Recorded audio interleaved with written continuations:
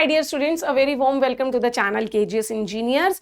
मैं इंजीनियर दीपा एक नई वैकेंसी की अपडेट लेके आपके साथ मौजूद हूं आपके अपने चैनल केजीएस इंजीनियर्स जेईई पर। जैसे कि आप थंबनेल में भी देख रहे हैं और यहां आपके सामने लगा भी हुआ है कि भेल की तरफ से एक रिक्रूटमेंट आई है और ये जो अभी ना इस वैकेंसी का एक शॉर्ट नोटिस जारी हुआ है गाइस।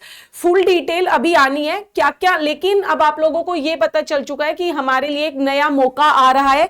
किस किस के लिए आ रहा है, क्या एज लिमिट है, कब पेपर होगा, वो सब उसने शॉर्ट नोटिस के थ्रू बता दिया है। डिटेल इंफॉर्मेशन आएगी वो भी मैं आप लोगों को दे दूंगी। अगर मैं यहां पर देखूं तो ये भारत हैवी इलेक्ट्रिकल्स लिमिटेड की तरफ से निकल कर आई है और ये वैकेंसी हमारी, इस वैकेंसी का नाम क्या है अगर मैं यहां पर बात करूं तो ये वैकेंसी है हमारी आर्टिजियन की है भाई।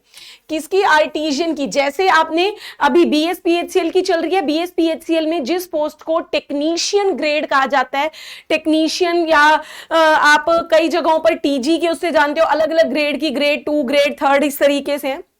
तो सेम ये आर्टिजियन यानी कि आपकी ये आईटीआई वालों के लिए वैकेंसी निकल कर आई है। और भेल के आप जानते हैं ऑल ओवर इंडिया में हमारे कई सारे प्लांट हैं, तो कई सारे प्लांट में ही रिक्रूटमेंट निकली है। मैं आपको बता दूं उन्होंने निकाली कहां कहां है। देखो उसने बोला है कि in manufacturing following manufacturing units of BHEL are looking for artisan in the various trade as per the detail below। एक तो BAP बॉयलर ऑक्सिलरीज प्लांट में रानीपत तमिलनाडु, जहां जहां बोला गया वहीं वहीं पोस्टिंग होगी, ये ध्यान रखिएगा। फिर इसके विशाखापट्टनम आंध्र प्रदेश में है एक HPVP बेल का प्लांट, वहां पर वाराणसी उत्तर प्रदेश, यूपी वाले भी भरेंगे भाई। फिर बेंगलुरु कर्नाटका। फिर इसके बाद आपका अगर मैं बात करूं heavy electrical equipment Haridwar Uttarakhand में भी निकाली गई है, तेलंगाना की भी निकली है। और इसके बाद अगर मैं बात करूं आपकी यहां पर झांसी यूपी, इसकी भी निकली है, भोपाल मध्य प्रदेश, ये भी, हरिद्वार उत्तराखंड एक और भी है।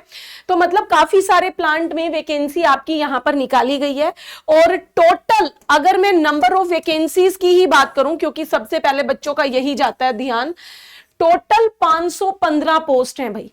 ठीक है, टोटल 515 है, डिपार्टमेंटल वाइज बटी हुई हैं और फिर आपकी ट्रेड के अकॉर्डिंग भी यहां पर बाइफर्केशन किया गया है। अगर मैं यहां पर ट्रेड के हिसाब से चलूं तो अगर आप यहां पर देखोगे तो टोटल आपकी 176, 515 में से 176 तो फिटर वालों के लिए है।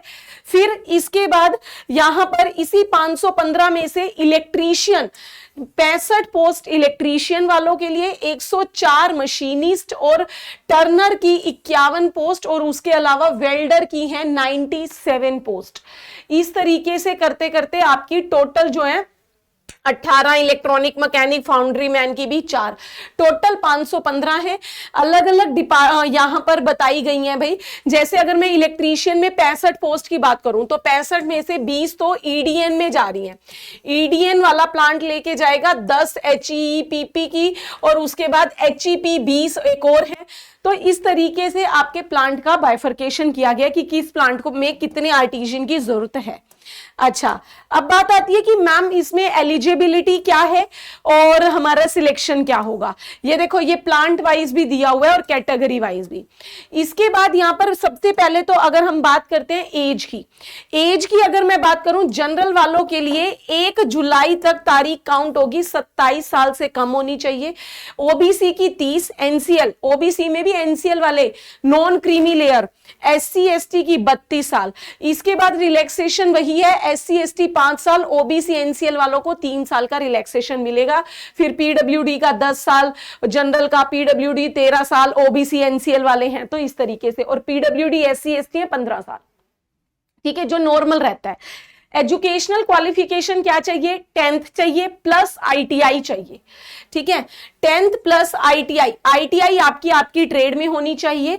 साथ ही साथ लेकिन ये भी ध्यान रखिएगा प्लस उसने नेशनल अप्रेंटिसशिप सर्टिफिकेट भी मांगा है।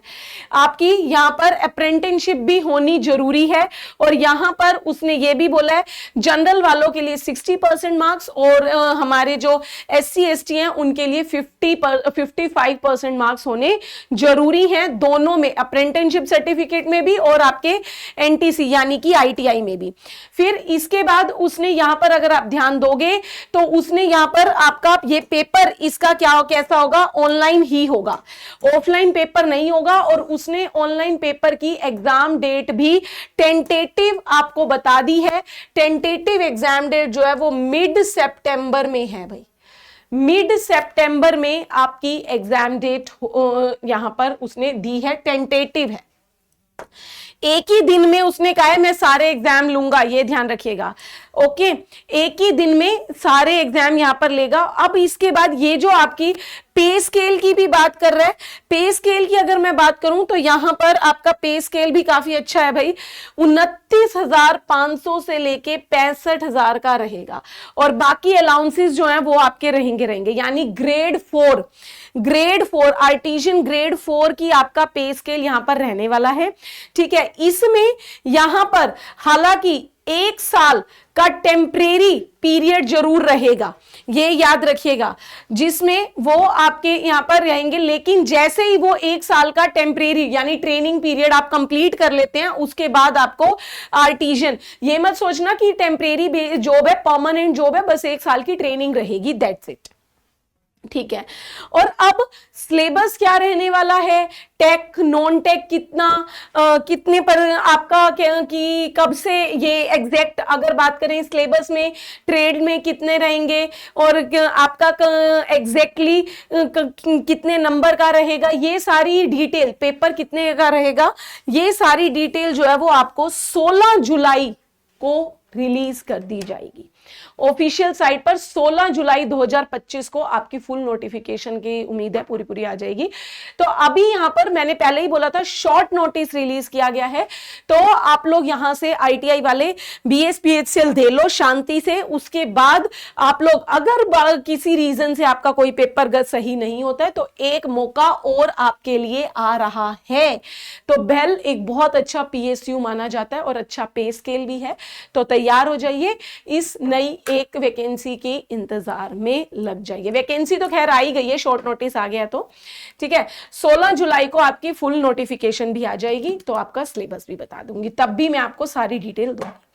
तो मिलते हैं आपसे नेक्स्ट अपडेट में इसी चैनल पर, KGS इंजीनियर्स JEE चैनल पर। और सभी बच्चे जो इलेक्ट्रिकल वाले हैं, तैयारी कर रहे हो, तो डेली याद रखिएगा 3:30 बजे मेरी YouTube पर क्लास चलती है, तो आप डेली 3:30 बजे इसी KGS इंजीनियर्स JEE चैनल पर मेरे साथ जुड़ेंगे इलेक्ट्रिकल की क्लास में। मिलते हैं आपसे अपनी क्लासेस में, ध्यान रखिए अपना, थैंक यू वेरी मच।